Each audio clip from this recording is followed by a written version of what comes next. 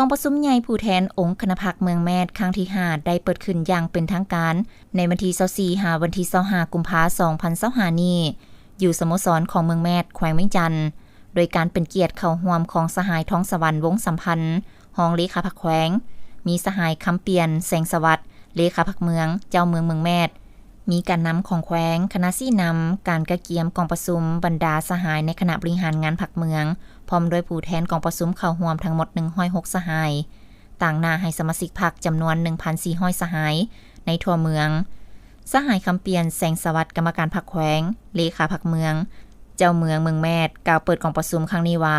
กองประชุมใหญ่ผู้แทนองค์คณะพรรคเมืองแมดครั้งที่5เปิดขึ้นในท่ามกลางบรรยากาศที่ทั่วพรรคทั่วกำลังประกอบอาวุธและทั่วปวงชนลาวพร้อมคุณเขียวจะตั้งปฏิบัติมติ11ของพรรคมติ6ขององค์คณะพรรคแขวงเวียงจันทน์มติกองประชุมใหญ่ครั้งที่4ขององค์คณะพรรคเมืองแมดติดพันกับการกะเกียมและดำเนินกองประชุมใหญ่3ขั้นของพรรคอย่างเป็นขบวนการกว้างขวาง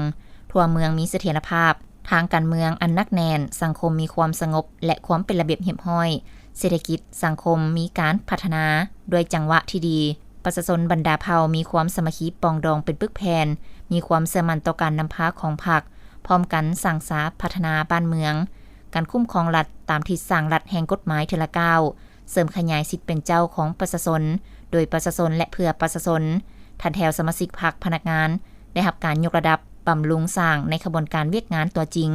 ฐานะบทบาทและอิทธิพลขององค์คณะพรรคเมืองได้รับการเชิดชูสูงขึ้น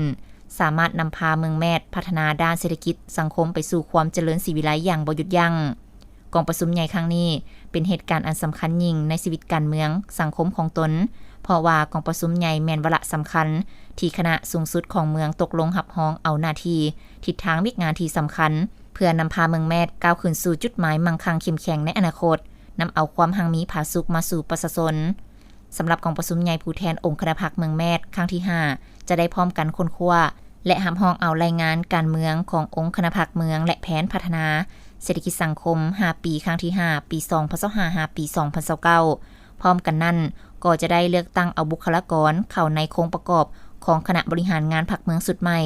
เพื่อสืบต่อนำพาจัดตั้งปฏิบัติ2หน้าที่ยุทธศาสตร์ให้ก้าวขึ้นอย่างต่อเนื่องนักแน่นไปสู่จุดหมายที่วางไว้